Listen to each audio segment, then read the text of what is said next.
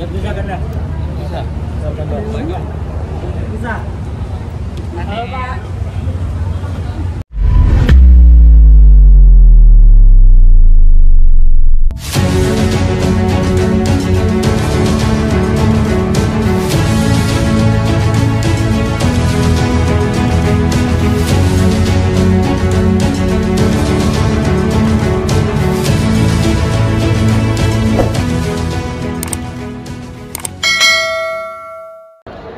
Ketika kami menerima undangan untuk hadir di sini, kami lihat berkumpul anak-anak muda dari seluruh Indonesia yang kalau tadi istilahnya Bung Zenzi datang membawa masalah.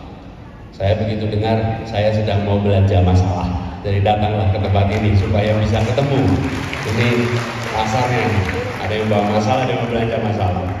Kami ingin belanja dan sebenarnya saya ingin mendengar, dan saya sudah mendengar apa yang tadi disampaikan. Kawan-kawan sekalian, kita memiliki rasanya setelah mendengarkan tadi concern yang sama. Kita menginginkan agar Indonesia kembali kepada jalur awal mengapa Republik ini didirikan. Republik ini didirikan untuk melaksanakan sebuah gagasan yang disebut sebagai menghadirkan keadilan sosial bagi seluruh rakyat Indonesia. Itu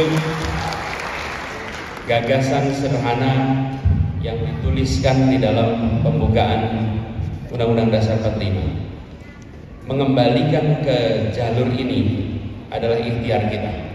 Karena itu ketika tadi mendengar apa yang teman-teman sampaikan, berbicara tentang apa yang harus diubah, kami menangkap itu semua, jadi kami bawa. Dan tadi saya sampaikan, saya tidak ingin kirim utusan, saya ingin terima langsung dari teman-teman semua di sini. Saya ingin menyampaikan kepada semua bahwa ketika kita berbicara tentang keadilan, maka kita harus mendengar dari yang tidak merasakan keadilan. Karena kalau kita berbicara dengan mereka yang sudah mendapatkan banyak bicara keadilan, barangkali mereka tidak bisa cerita. Tapi bagi mereka yang tidak merasakan keadilan, yang namanya keadilan itu menjadi penting sekali, menjadi mendasar sekali. Dan saya rasa suara-suara di sini adalah suara-suara mereka yang mementingkan untuk kita kembali kepada jalur Indonesia yang awal, yaitu menghadirkan keadilan sosial. Yang kedua, saya ingin menyampaikan rasa terima kasih sebagai sesama warga Indonesia, sebagai sesama anak bangsa. Mengapa? Karena teman-teman semua yang hadir di sini sesungguhnya tidak punya tanggung jawab konstitusional untuk ikut mengurusi ekosistem kita, ekologi kita, lingkungan. Tidak punya. Yang punya tanggung jawab konstitusional itu pemerintah. Tapi Anda semua memilih untuk ambil tanggung jawab moral untuk mengurusi itu semua. Karena itu sebagai sesama anak bangsa saya ingin sampaikan terima kasih. Terima kasih teman-teman semua, bukan sekedar urun angan. Oh, Indonesia harus begini, Indonesia harus begitu, bukan. Tapi teman-teman memilih turun tangan, terlibat langsung di dalam kita menjaga ekosistem kita. Itu sebabnya saya ingin sampaikan satu pesan terima kasih saya dengar, saya terima. Yang kedua, saya sampaikan terima kasih bahwa teman-teman telah memprioritaskan. Lalu yang ketiga, tadi mendengar yang disampaikan oleh Bung Zenzi terkait dengan ekonomi Nusantara. Salah satu prioritas utama yang kami ingin bawa di dalam perubahan ini, kami mengistilahkannya ini adalah sebuah gerakan perubahan. Gerakan perubahan ini kita ingin agar kesetaraan kesempatan itu terjadi dengan sesungguhnya. Hari ini kita menyaksikan ketimpangan antar variabel, kota besar dengan kota yang kecil, antara kota dengan desa, antara pegunungan dengan pesisir, antara kawasan yang jauh dari kota besar dengan kawasan dekat kota besar, kawasan Jawa dengan kawasan luar Jawa. Berbagai jenis ketimpangan itu terjadi. Ketika kita bicara tentang pemerataan, kesetaraan, maka prinsip yang hendak kita kembangkan Sederhana sekali, membesarkan yang kecil tanpa mengecilkan yang besar. Itu prinsipnya. Nah, yang tadi dipresentasikan itu semuanya bicara tentang bagaimana membesarkan yang kecil, betul ya? Bagaimana membesarkan yang kecil, dan pendekatan yang harus kita lakukan di pemerintahan ini kembali kepada pendekatan yang dipegang oleh para pendiri Republik ini. Apa pendekatannya? Pendekatannya pendekatan gerakan, bukan pendekatan program. Kalau pemerintah memegang pendekatan program, kira-kira begini, bilang sama rakyat, Anda bayar pajak saja dan nyoblos saat pemilu. Sesudah itu semua urusan dikerjakan oleh pemerintah. Itu pendekatan programatik. Kalau bagus Anda puji, kalau jelek Anda kritik. Anda perlu berbuat apa? Tidak perlu berbuat apa-apa. Kalau pendekatan gerakan, bukan. Anda peduli, Anda terlibat, negara ikut di dalam sebuah kolaborasi bersama unsur-unsur masyarakat yang tahu persis kondisi di lapangan sehingga bisa terjadi perubahan yang jauh lebih cepat dan efektif. Inilah pendekatan gerakan.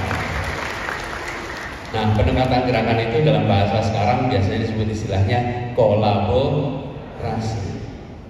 Kolaborasi itu satu titik, satu level di atas partisipasi. Kalau partisipasi itu A mengerjakan, pemerintah mengerjakan, tapi tidak saling bekerja sama. Ini namanya partisipasi. Dibolehkan terlibat, tapi tidak bekerja sama. Malah kadang-kadang musuhan. Kalau kolaborasi, rakyat berbuat, NGO berbuat, negara memfasilitasi dan kolaborasi dengan LSM, NGO, unsur-unsur masyarakat, sehingga banyak program bisa dikerjakan sebagai satu kerja bersama atau kolaborasi.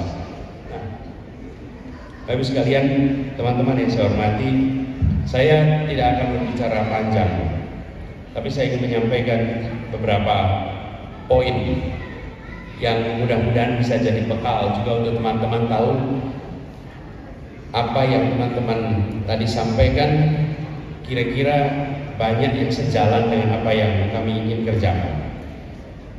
Begini, yang kita hadapi hari-hari ini adalah ketika ekonomi tanpa institusi. Coba dipasang saya. Apa yang terjadi? Mencederai proses, menyisihkan warga, dan merusak lingkungan ketika tanpa institusi.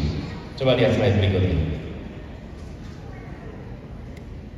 Saya berikan gambaran di sini.